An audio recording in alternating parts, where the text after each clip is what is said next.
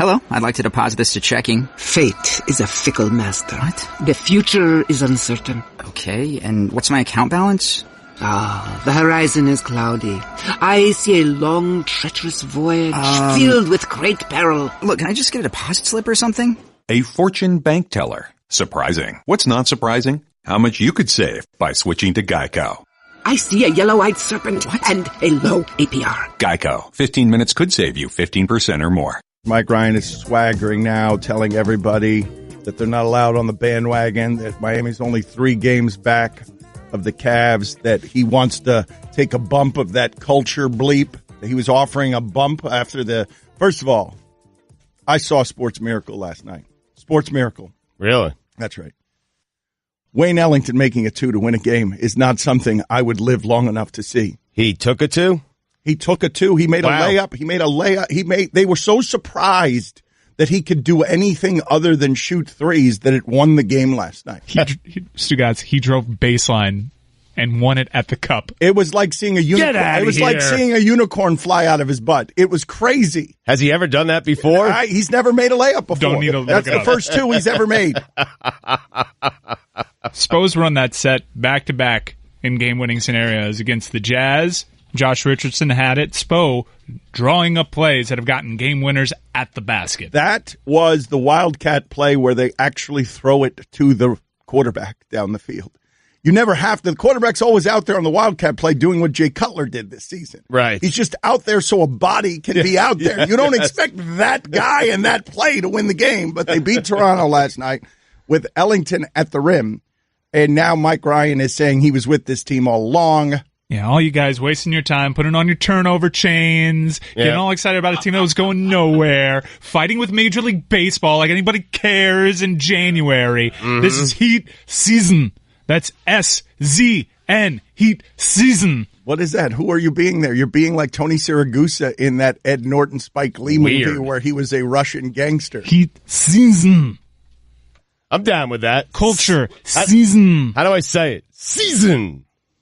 SZN, season. Season. But what are you going for there? Like a Ukrainian accent? No, man. It's a young person thing, man. You just don't get it. Mike, you're a week removed from trading the entire roster. That's right. Guillermo, put it on the poll. Does Mike sound like a cool young person, or does Mike sound like Tony Siragusa's poorly acted Russian character in that movie with Ed Norton Jr. and Spike Lee? What is that, 23 hours? 24 hours? What's the name of that movie? 25th hour? That's a fine. He's asking, I mean. It's okay. It's close enough. Tony Siragusa's character, Tony Siragusa played a Russian, and it should, for forever, render irrelevant to you the abilities of actors. We need to stop making these people famous for this stupid thing that they do. Great monologue by Ed Norton in that one. The movie is basically the monologue movie. Wait, Just Tony watch it for the Siragusa monologue. was in a movie with Ed Norton and Philip Seymour Hoffman? Yeah, and Rosario Dawson. She played Natural Rivera. I think you'd like that movie. I'll check it out. It's a Spike Lee joint. Guillermo, put it on the poll. Is it indeed called 25th Hour? It's 25th Hour, yeah. Would Stugotz like 25th Hour? It looks like something I would like. I think what Tony Siragusa is a Russian. I'm not going to give you any more information because I don't want to do spoiler alerts. But he is a Russian mafia guy. All right. And I really don't feel like I have to say anything else to get Stugotz to watch a movie. You don't. Yeah, that's the sell for me. Siragusa, Russian mafia. I'm down. I mean, forget about Ed Norton or Philip Seymour Hoffman. Siragusa. Right. Siragusa should have been on the movie trailer for you. If America were all Stugotz, I would have been in line opening nights. Yeah. It's a good movie. The whole premise is it's Edward Norton's last night before he has to go to jail for a very long time. Mm-hmm. He has a killer monologue in it. All right. It is. I like that movie. Culture season. You've been giving me some weird movies lately, and I appreciate it. I like them. They're just not, for me, when I'm watching that, I'm like, Dan like this? One of them was the Cell Block, which... Brawl in Cell Block 99. It was it was excellent. But again, I've told you what happens with my movie experiences. We're going to talk movies with David Samson here in a little while. But you guys think that I'm a movie snob elitist, and a lot of my movie preferences have to do with, did I expect anything going in? Right. And did it surprise me? And so if you tell me Vince Vaughn and Don Johnson are in a jail movie. It's a bad movie. I mean, what am I going to expect? Yeah. Vince Vaughn and Don Johnson are in a jail movie. How is that going to be any good? Vince Vaughn and Don Johnson? Why'd you watch it? Well, my brother suggested it. My brother said I would like it, and I did. All right. And you liked it, and Shot Caller is something that you will like, I'm telling you. Here's another one I think you'll like, and this is off the grid a little bit. It is an older movie. I think you'll all like it. Everyone I'm talking to right here who cares about creativity. Did you see Apocalypse Now? I'm not recommending Apocalypse Now. I'm recommending a movie about Apocalypse Now. I've seen Apocalypse Now, yes. Apocalypse Now is the most realistic Vietnam movie ever made, and the people filming it were going crazy while making it. Francis Ford Coppola wanted to jump to his death while making it because he thought he was making a terrible movie. It's about doubt, about creativity, about how even geniuses can get plagued by self-loathing. Francis Ford Coppola spent that movie. First of all, everyone went crazy. Everyone went crazy during the filming of that movie because it was Vietnam. They were recreating Vietnam in a way that spooked actors and made everyone nuts. And in the middle of it, Francis Ford Coppola, it's his wife's diaries of Francis Ford Coppola and him talking to her about his vulnerabilities. In the middle of it, he's trying to conjure sicknesses. How can I paralyze myself? How can I fall and make it look like an accident so I can finish this movie in a way that will allow me to have some grace and nobility because of how bad this movie's going to be? And it's just crazy to watch when you know how good. I mean, he made something where his standards were crazy. The fact that he couldn't get to enjoy them. Like the directors and the writers are the talented people in Hollywood. And what's funny is that the producers like Weinstein and the actors are the one that think that they're responsible for it. It's like the athletes and the coaches and management in sports. Like we keep giving the fame to the actors and they're the least talented people in the bunch. It sounds interesting. That does, and Shot Caller is about who? About Babe Shot Ruth? Caller is just a movie that you'd like because it's a. Sorry. I was sitting on that for like a minute, man. Sorry. Hey, called the shot. You remember, right? I mean, you don't remember. We weren't alive for it, but the legend is that Babe Ruth called his shot. He called the home run. Shot caller. So we've been told. Yeah, I'm not sure. Well, he's overrated, too. We're very skeptical about this whole thing. And he's black, right? Yeah, we found that out. That is an amazing whitewashing in history. Guillermo, I want you to put it on the poll again just so people have to have this uncomfortable conversation. Is Babe Ruth black? Just put it on the poll. Oh, put it definitively. Did you know Babe Ruth was black? Do it like that? Okay. Yeah. Because that is one of the great whitewashings in American history, not just sports history. If indeed Babe Ruth was black, when no depiction of him, not with a pig, not as John Goodman, maybe that's the same movie, I don't remember, no depiction of him has ever been black. I want to make that movie. I want to make it as a 30 for 30. Was Babe Ruth black? And how would everything change in America if we knew it? John Goodman played. That's right. Was it Danny Glover? No, it would no. Well, it'd be Al. It'd be Al, the cop from Die Hard. Carl Winslow. Is that it? Are we saying it's Al, the cop from Die Hard? That's the guy who would be casted as Babe Ruth? Ving Rhames is Babe Ruth. Terry Crews. Terry Crews is Babe Ruth. We did it with Mr. 3000. We did the black guy. We did Bernie Mac. We can't do him anymore. God rest his soul. Oh, God, that's the worst movie I've ever seen, maybe. Really bad. Really bad. Here's what I love looking back at old movies. Do you guys do this at all? I was watching Get Shorty the other day, and they used as a gangster, and this is very 90s, Cedric the Entertainer, because they were trying to give off menace. And now you look at the crew brought in the 90s by Cedric the Entertainer. It wasn't meant to be comedic. It was meant to be a badass crew. A badass crew of black dudes. Was it not? It was meant to be. They had muscle. They had guys who were giving off gang, and they were led by Cedric the Entertainer. The single least menacing thing in all of Hollywood. I remember liking that movie a lot, though. Get Shorty? Yeah. Yeah, some would call it a dark comedy. It's not even a dark comedy. It's pretty much straight up a comedy. I was reading a book about Pulp Fiction the other day. And some big-time actor, Well, first of all, Bruce Willis was all manner of PO'd because he's like, wait a minute. We're taking John Travolta out of Mothballs and I'm a second banana to him in this movie. Like Bruce Willis is, wait, what a minute. Wait, what? I'm a secondary character to a movie that's going to star John Travolta. And evidently the Travolta role was going to go to some monster star who wanted it. But Tarantino was like, absolutely not.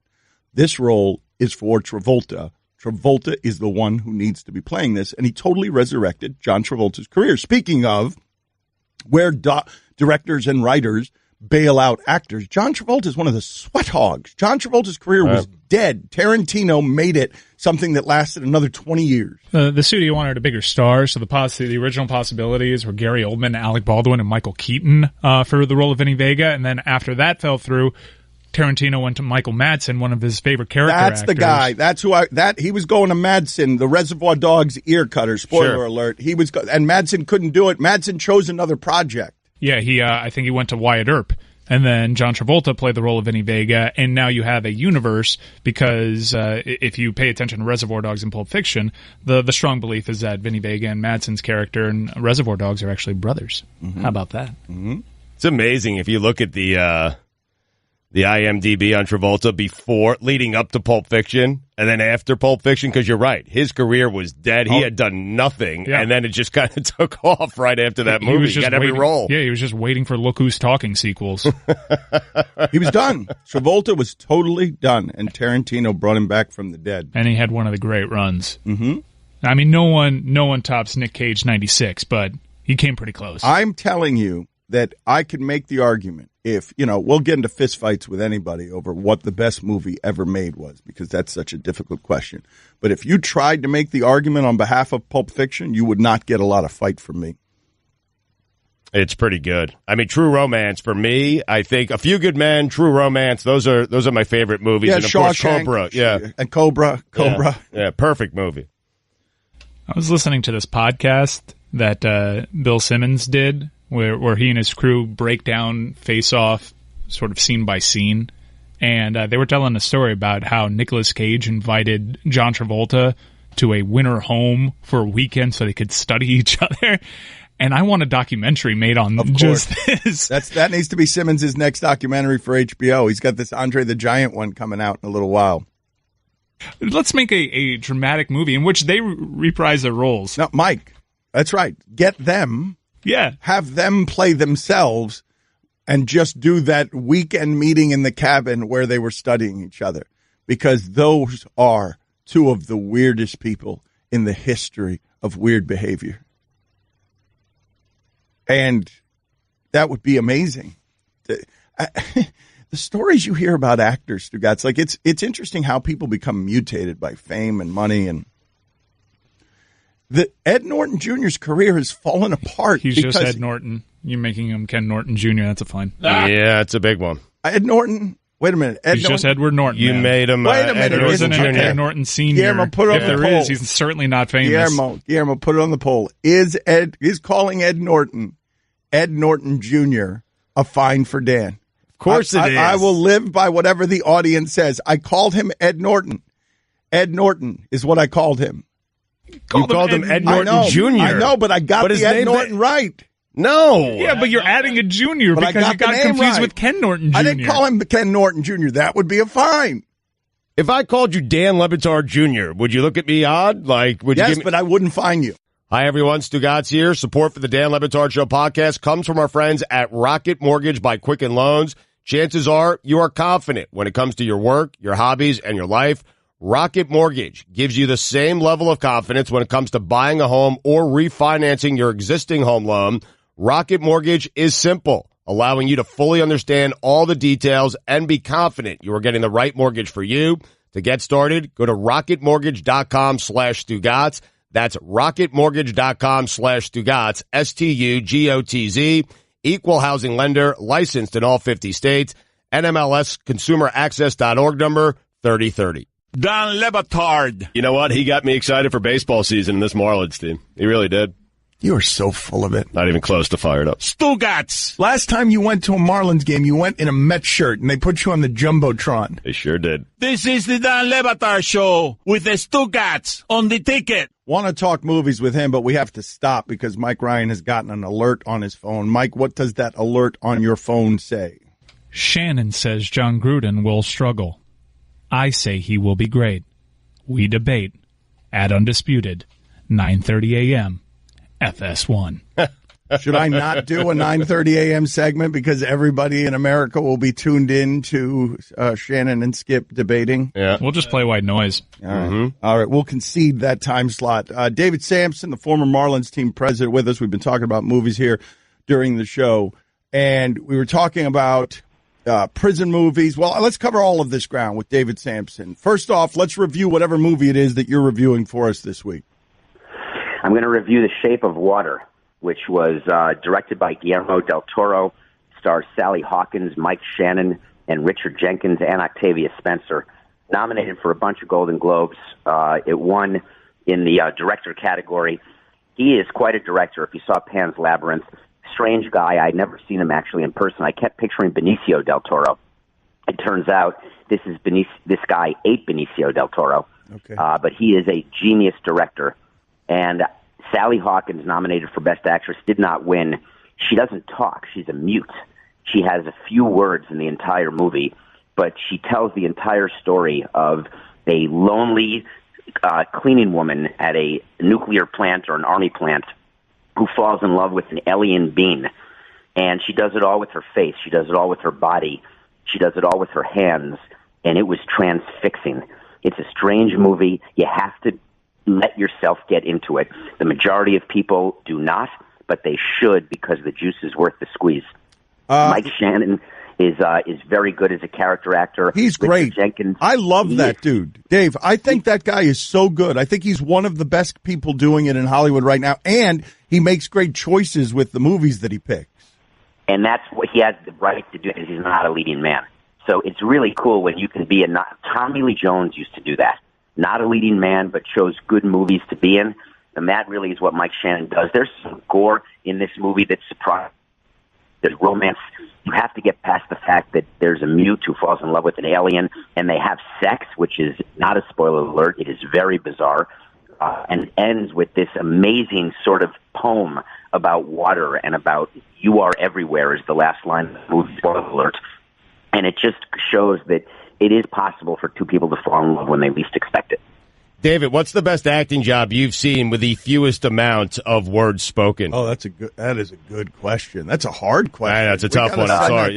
No, that's an easy one for me, actually. Best Actress, Children of a Lesser God, Marlee Matlin didn't say a word, and she won Best Actress Oscar with William Hurt in an extremely powerful movie. The shortest sort of stint in a movie with the fewest words would be Dame Judi Dench in Shakespeare in Love. I hate to love a Harvey movie, but that is one of my favorite movies, and she won the Best Supporting. And her 3 scenes, I think she had 7 minutes of screen time, were extremely powerful. Guillermo is saying that Wilson the Volleyball, not a bad one, best acting performance ever by someone not speaking any words. So, David, tell me this. I want to talk to you about the Golden Globes, but before we do that, if you're going to pick a movie, and I tell you one of 3 things, I praise the director, I praise the writers, or I praise the actors. Which one of those things is most likely to get you to the movie? The writer. I'm far more interested in words. The director is just sort of a behind-the-scenes guy who tries to put it all together like a babysitter at the end of the day. And actors, if you have the words on the page, then even you and I could act shockingly. And we've seen that before. So yeah, you have done that actually. Yes. So you would choose there's a writer that you would point to and say, if this guy's writing something, that's a movie I'm seeing, period. Lawrence Kasdan, Cameron Crowe. If those guys are writing something, I am 100% going to see it no matter what. Even if it's poorly reviewed, even if at the end of the day the movie was mediocre, the power of words can overtake the incompetence of actors and directors. Does it work the other way, where a writer has disappointed you? He's so bad or she's so bad that you won't go see the movie? No, I'll always see a movie because I love seeing movies. But there are the acting is good enough. Then David, fix your phone situation. Fix your phone situation. I got to call Steve Jobs. I just have to. All right, go ahead. My phone is fine. Answer the question. Of course. I'll see any movie, Dad. I'll see any movie. If the acting is good, that makes it worthwhile, too. But writing definitely matters more. Think about Three Billboards. We talked about that. That has great acting and great writing. It won the Golden Globe for Best Screenplay. That's when you're taken away. Like No Country for Old Men has it all. Unbelievable writing, unbelievable acting. When you get those combinations, those are the winners. But, like Fletch, let's talk about comedies. Not good acting, not good directing, but the writing of it was so funny and so brilliant that you just love it. So the Golden Globes, before we get to the meat of the entertainment, what Oprah did felt very presidential, and a lot of people are saying that she might run for office now, and that was the starting point of her platform. What did you make of specifically what Oprah did at the Golden Globe? I thought it was a very appropriate speech, but I think it's incredibly sad that people would view that as a qualification to be president. I'm mortified, actually. It's because of Trump, right? Yeah. Anyone who on TV can do anything that's correct. Can be president. Yeah. But Oprah, what? How can she be president? She's a businesswoman talk show host. I know. That's what's president now. Right. That's what's president now. But, by the way, is that working? I mean, whatever, but it's what got elected, and Oprah certainly, this part can't be disputed. If we're doing who's more presidential, Donald Trump or Oprah, like whose behavior is more presidential, everyone would choose Oprah. Right, but I'm not looking for behavior, as you probably well know. I'm looking for results. I'm looking for the ability to lead. You don't have to be presidential all the time. You just have to be sane. And Oprah has that ability, but I just don't know that she's qualified. And one speech about women empowerment wearing a black dress does not necessarily make you presidential. I think it was critically important, her speech, and it was perfectly timed, and the subject matter was perfect. It was well written. I was happy to see all that, but president, it's completely ridiculous. But no more ridiculous than what is happening right now. Actually, less but ridiculous. Why are we striving for that? Let's do ourselves a favor and not use this presidency as the new bellwether of who could be president. But David, would you agree with this? Yes or no? That whatever Oprah would be as president would be less turbulent and crazy than this. But you have to understand, I think that about Stugotz. Yeah. Okay, I mean, all right, but yeah, fair enough. I'd be a good president. I mean, right? I'd vote for Stugotz. Yeah. For president, and that's saying something, isn't it? Yes, it is. David Samson with us on 790 The Ticket. What did you think of the awards ceremony? About the awards won on the Golden Globes? Well, first, let's talk ceremony for 2 minutes. I thought that Seth Meyers did a very good job. That was the worst job in entertainment, to have to be the host and do that monologue. I thought he struck the right chord. I thought that his game that he played with people in the audience fell flat, about talking about Harvey and Kevin Spacey and saying this is the only time that men don't mind having their name called out. I thought that struck the right chord of humor but seriousness. But I thought it was boring. The Golden Globes, I don't want it to be like the Oscars. I want it to be fun. I want people to be drunk. I want people to be naked. I want something good. And everyone was just taking themselves a little too seriously. And I agree there's serious stuff going on in the world, but this is for entertainment.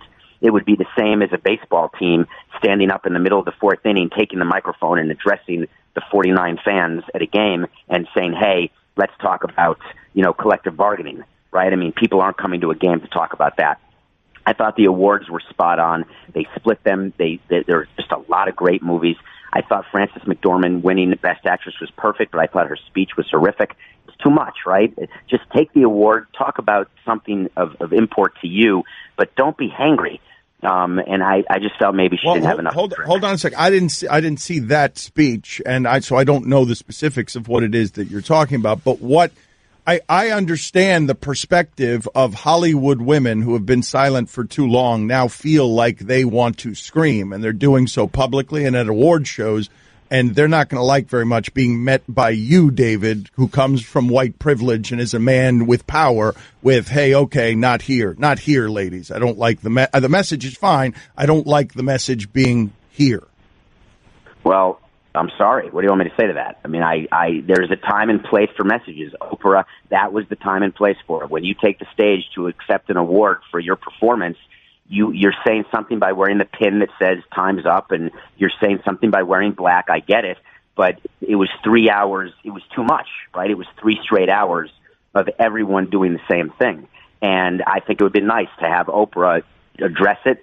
And it has to be addressed because there was an elephant in the room. But you asked me from an entertainment standpoint. No, I get it. But it's hurt just the entertainment value of the show. I know, but one of the things that I find funny, because you were such a rebellious executive, because you were willing to be an anarchist and stuff, there are many people who would look at you and say, "Hey, Dave, that's not the way to behave here. You're not being presidential enough here." And so it's just funny to hear you castigate an entertainment extravaganza because they decided to use their power in a different way that wasn't entertaining to you and was angry, but was fun mixed with politics, mixed with message, mixed with music and awards. I just didn't find the fun in the music. There were those. And by the way, Kirk Douglas being on stage with Catherine Zeta-Jones, I was sad for him. And the standing ovation for Barbra Streisand. I mean, I just didn't know what all those things were about. Explain that to me. I didn't see that. What made you sad about that? Well, David, go ahead. You explain it. Go ahead.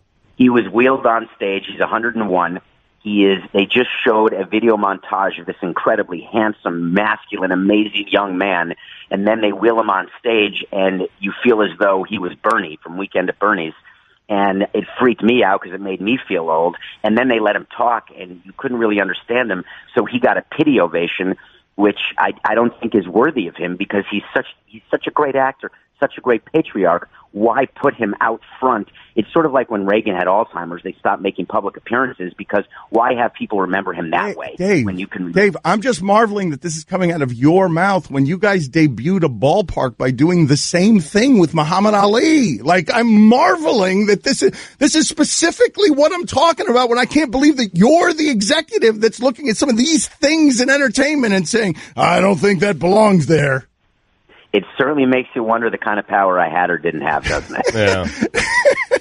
Listen, I totally understand the beauty, the inconsistency of message, and the ability to be whatever we want to be at any given day, any given segment. But it is very awesome that you brought that up because I literally feel like a piece of crap right now. Thank you very much. And by the way, I don't know if you know this, but I may have broken the news that Muhammad Ali died. Did you know he did? Yeah, He did. David Samson put it on the message board at the stadium. And yes, wait a minute. Can we tell this story? It's too good. Of course you can. It's too good. All right. All right. Well, no, let's figure out. All right. I'm going to tell this story next. So do you have a second? Because this story's... Go ahead. The Marlins it's well worth it. David it's not as good as Gruden and Shannon, by the way, but let's give it a try. David Samson. That's right. It's going to be... We are going to count a program against Shannon and Skip right now, who are debating whether Gruden is good or not. We're going to do this by telling you the story next of how David Samson broke the news to the world that Muhammad Ali had died. Help protect what matters with the ADT Safer, Smarter New Year's sales event. For a limited time, get an ADT Security Starter Kit. Everything you need to get started with ADT Pulse, including a security panel, keypad, a motion sensor, and 2 entry sensors. Plus, there's an indoor camera and key fob all professionally installed for only $49. It's a $599 savings that comes with the warm, confident feeling of safety at home. Requires 36-month monitoring contract, QSP, and Easy Pay. Activation and early termination fees may apply. Certain markets excluded. Licenses available at ADT.com. Florida EF 0001121. Louisiana F1639. Visit ADT.com/podcast. Hurry. This special offer now ends 1/21. Don Le Batard. Would you mind if the new owners of the Marlins knocked down that statue in center field? It's obviously an eyesore, but it's gotten to the point that it's, our eyesore. Really? You guys have gotten there. It's something that we all laugh at together. It's so bad that it's become good. You wouldn't go to New York and take away the apple, Dan. Come on. Stugotz. Would you guys look at a lot of other things and describe it that way? It's something that I mock, but it's something that is in the middle of my city, so therefore I'm proud of it and don't want it removed. Pitbull. Okay, you win. This is the Dan Le Batard Show with the Stugotz on the ticket. Roy was just telling me during the break, shocked that Laura Dern is dating Baron Davis. That's on brand for both. That was 2 weeks ago, but we'll talk about that in a second.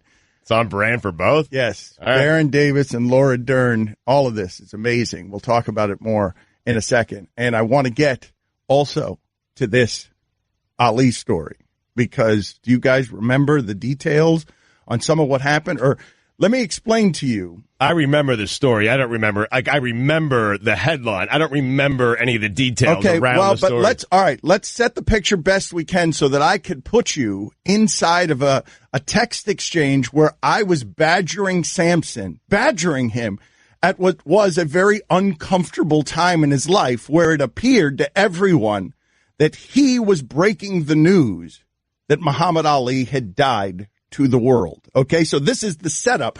Do you remember Deadspin had this thing where they're like, did Marlins just break Ali news? And it was weird, and everybody was like, wait a minute, this is a civil rights icon. This is the greatest athlete in the history of times.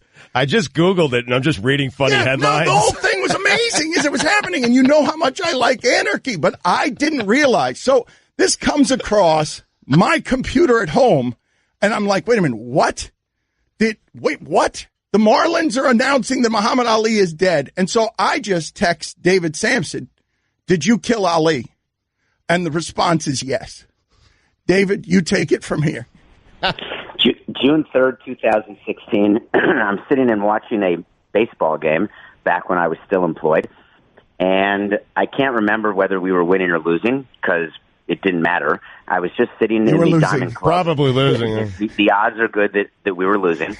And I was minding my own business in the 7th inning when I got a call saying that Muhammad Ali had died. And I knew Muhammad Ali, and I knew the person who called would absolutely have that information. And I was incredibly sad and surprised, and I said, I'm so sorry. And I hung up. And the first call I made at the time was to the person running in-game entertainment, and I said, listen, Muhammad Ali just died. Get it on the board with a picture of Muhammad Ali with his death date of June 3rd, 2016, so he can get a nice ovation, because he had been there when Marlins Park opened. He's an icon, and I wanted to do our part in honoring his memory. So all of a sudden, the game ends, and on the board, I'm sitting in the seat. On the big Jumbotron in center field comes this glorious picture of a young Muhammad Ali announcing that he was dead. Meanwhile, no one in the entire ballpark had gotten the text alert. No one had heard anything. David, no one in the entire ballpark? David, no one on the entire planet had gotten a text alert. What do you mean no one in the ballpark? I misspoke, right? I meant the entire galaxy. So meanwhile, my phone starts buzzing and ringing like crazy, and I don't know what's going on. I assume people are calling to say, oh, I'm sorry, like, everything okay? Not that he was a friend of mine, but I knew him. And I listened to one message, and the only thing I remember reacting to was this text from Batard, who's obviously a total cranky, grumpy, annoying guy trying to stir crap all the time, saying, you just killed Ali. And I literally didn't know what he was talking about. So I immediately get bad Wi-Fi service at the ballpark, even with the small crowd. I can't get on the Google. So I finally find a way to look, and there's not one article, not one anything that Ali is dead. All right, so hold on. He may not be dead. Does anyone in the shipping container have any questions? Is everyone following where we are in this story right now, where the Marlins have announced that Muhammad Ali is dead? The world does not know it. David is now getting calls asking if Muhammad Ali is dead. David, in the bowels of a ballpark that is a financial catastrophe and has wrecked baseball in this market forever, a ballpark he built, is here somewhere in the bowels of the stadium, worried that he's the only one in the world who knows that Ali is dead. And so now you have to have some fear at this point, right? That you know your information's right, but you have to have some fear at this point. The number of people calling, hey, David, are you sure Ali's dead? So I don't panic much when I create headlines because I always know when I'm creating them. I didn't know I was creating this headline. My first call was to PJ Loyola, the PR guy. I said, PJ, come see me. I think we have a situation. I told him what was going on, and the only thing he said to me, I guess this is what happens when you have a master's degree, he said, you sure as heck better hope that he's dead, because if not, you better get to Louisville and take care of it yourself. So that was his advice to me. Literally, that's all he said. So I said, thanks, PJ. That's really quite helpful. So meanwhile, there was about 30 minutes or more without any announcement. Literally nothing. So I just stood by, getting text upon text upon text. Hold on. Guys, how long did that 30 minutes feel like? But in the middle of those 30 minutes, I want you to understand that I'm heckling him the entire time. Well, of course you are. Saying, what do you mean? Well, that's what he does. He better be dead. What do you mean? We're going to have to go kill him ourselves? What? Levitard texted me saying, he's not dead. What the hell's wrong with you? So I'm wondering, do I have to meet the media? Do I have to say, I'm sorry, I thought he was dead, but he's not dead, but he's dying. He could be dead. He's not going to be dead. All this is going on. Finally, thank the Lord, somebody broke the news that he was dead. I know. And now look at what we're thanking the Lord for. That's right. That's right. That's exactly how it happened. You go straight to the depths of your narcissism, terrified that if Ali doesn't die, it makes you look bad. Well, listen, we're all going to die at some point. It was just a matter of time. So I figured that day might as well be the day, given that we broke the story. Once it comes out that he died, I then only had to start my work. I spoke to his family and I spoke to his representatives that night because I was mortified. They had not released a statement. They hadn't done a thing. And they did forgive me. It took 2 days, but they forgave me. They did not want the news to come out that way. They understood what happened. But it turns out my source was really, really good because he was in the damn room. So that turns out to be okay. Are you guys absorbing this? Yes. The Ali family wanted to announce the death of Muhammad Ali the right way. Right. And David did it on a jumbo trunk. It's completely insane to think about. Literally. I mean, it is. The whole thing is crazy. The whole thing is crazy. Because I was legitimately asking him, did you kill Ali, just screwing around, not realizing that he was well on his way to killing Ali if Ali hadn't already died. I was on the way to the airport. All right. We'll talk to you next week, David. Hey, thank you, sir. It's been a pleasure. See you. Bye. Yeah, that was funny. That was great. You guys remember that when it happened, right? Like, I feel like we could do a 30 for 30 on just that.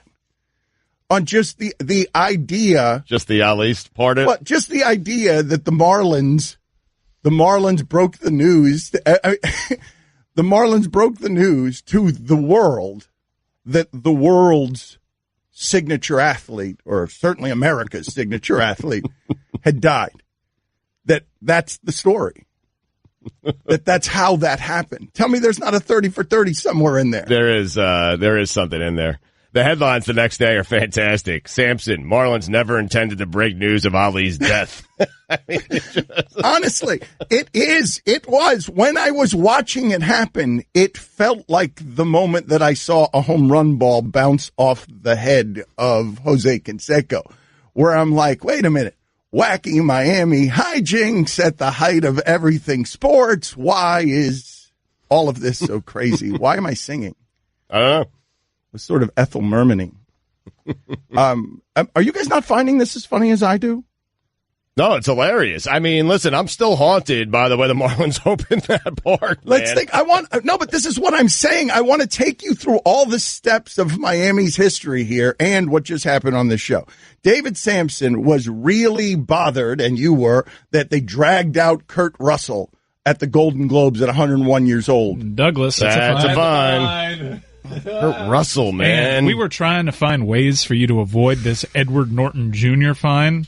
His dad was Edward Norton, but his dad was Edward Norton Jr. So if you were going to incorrectly say his name, you should have said Edward Norton III. That's a fine, too. Different middle names, though, so it's not accurate, so you're still a fine. Kurt Russell, 66, man. Okay, my bad. I will pay the fine in a second. I'm so tired. Remember, it's a big fine whenever you kill somebody. Yes. So, but do you realize, as David Samson is criticizing this, it becomes pretty obvious that the closest thing to that ever done in the history of sports, the same thing, was what the Marlins did with Muhammad Ali at the end of his life, where Jeffrey Luria wanted to come out and make a big show, and he did it with a lot of ego and pomposity to be near Ali, and the Marlins had done that. If you were actually listening to what Samson said there, that was pretty clever, is that he said in there, that shows you how much power I did or did not have, which suggests that he thought it was a bad idea. He thought it was a bad idea, and Lori wanted to do it anyways. But so the Marlins drag Ali. They drag a shaking Ali in front of the people, and it is one of the last public acts of Ali's life. So the Marlins actually did this, and then they kill him. And then this is what I'm saying is amazing about this story. It's Ali. Like, it's not some schlub. Networks were covering the funeral. This is the biggest athlete. Yeah, I mean, this is what I'm saying. There's a comedy here, a mockumentary. I don't know. There's a film here. There's Spinal Tap here. That clumsy David Samson stumbling around building ballparks and running marathons kills Ali. Maybe a 30 for 30 short. Yeah. How about that half hour of space, Guillermo? I know this movie would speak to you. How about that half hour of space where Samson has announced to the world that Ali is dead, but is not sure if Ali is dead, and now has to wait 30 minutes in a boiler room by himself in a stadium that he built, wondering whether or not he's going to get stuck with being the public face of I killed Ali. I love how he vets his source after posting it on the Jumbotron. That's correct. Well, he didn't think, right. That's how you doing it. He didn't think he was the only one in the world with this news. The move is to always check Twitter first. I got a text from one of my friends that likes to do this. Rest in peace, James Dolan. And I went to Twitter and I found out it was a different James Dolan. Guys, this movie that we're talking about, the movie, which one? The 30. Yeah, what are we doing here, man? The 30 for 30. Is it just Samson and the gallows of the? This is the 30 for 30, or Samson and his head? Here, if you want to go dark film, it feels more like a 10 for 10. Guillermo, if we want to do a dark horror film about fear as a state, David Samson has told us he's got a panic room. David Samson has told us he's an insomniac. David Samson has told us that he is afraid of the dark. All of these things are giant fears, many of them that most adults do not have. Now put him in a situation where he's killed Ali, and he's with that in a boiler room in the stadium for 30 minutes with that fear. That's a horror movie, and I'd watch it. I want to write it. I want to write it right now. CBS News' Twitter account had claimed the death of Joe Paterno, right? It's a good source. So I passed that information off to Mike Inglis, who, during the Heat game, said that he was dead. Of course, CBS News was wrong. He was still alive at the time, and Mike Inglis, I had to correct him on that. We've got our black lead for this movie right here. You had to correct Inglis on the news that you delivered to Inglis? Yes, I did. Let's make Get Out right here. You have lived somewhere near this dark space. Let's make Get Out as a horror movie. Was Inglis furious with you or what? No. All right. He wasn't. It was just, how did that transaction go down? Explain it again. CBS News corrected their correction. I passed it along to Mike Inglis. He was like, okay. I went live on air to say that, but okay. And there it was. He was being nice. He was furious. Mike Inglis right now is cursing in his car, the thought of Roy. Mike, did you want to take another snort of heat culture? Yeah, it took the wind out of my sails. I mean, we're talking to David Samson. No one cares about that. Everyone cares about Heat culture season right now. That's what they want. That's what the people want. Everyone wants the Heat season talk right now. 3 games back of the Cavs. That team's falling apart. This team is, they didn't have to wait till mid-January to start their hot run. They did it a couple weeks earlier. So easy 3 seed. At the very least. Yeah. 3 games back of the Cavs? 3 games back of the Cavs. They've won 5. All you guys were panicking, trying to trade everybody. I said, trust the process season. Whoa. They've won 5 straight, 8-10, beat Toronto. Nice win on the road last night. Now you got Zach Lowe writing about, hey, this is a sleeper in the East. You know how many teams can claim they've beaten the Raptors in Toronto? Just 2 in the NBA. Just 2. What is their point differential? Miami's. Oh, their point differential isn't great. Are they worse than the Knicks? It's minus 1.2. Are they worse than the Knicks? Knicks are minus 0.7. But they're turning it around. teams can that point differential is turning around now, and you're going to say, "Oh, it's not a skill to win these one possession games," and it's all fluky. Oh, it is absolutely a skill to get game winning buckets at the rim. This is not a contested Dion Waiters jumper out of his perm. Buckets. These are buckets. This is Heat culture, man. Yeah. You want to say it's a fluke? You want to say it's a fluke that Wayne Ellington took baseline? Sort it up with none of the point differential diluters. I just saved hundreds of dollars by switching to Geico. I feel like I'm on top of the world. Disclaimer, you will not be transported to the top of the world. In the unlikely event you find yourself at the Arctic Circle, seek shelter from the elements immediately to avoid frostbite and or hypothermia. Geico will not be responsible if you find yourself in a cave or crevasse with a lonely abominable snowman, who in all likelihood will force you to play games including but not limited to Go Fish, charades, Chinese checkers, or his personal favorite, Red Rover, send Yeti on over. Geico is not liable for any damages, either physical or emotional. Geico. 15 minutes could save you 15% or more.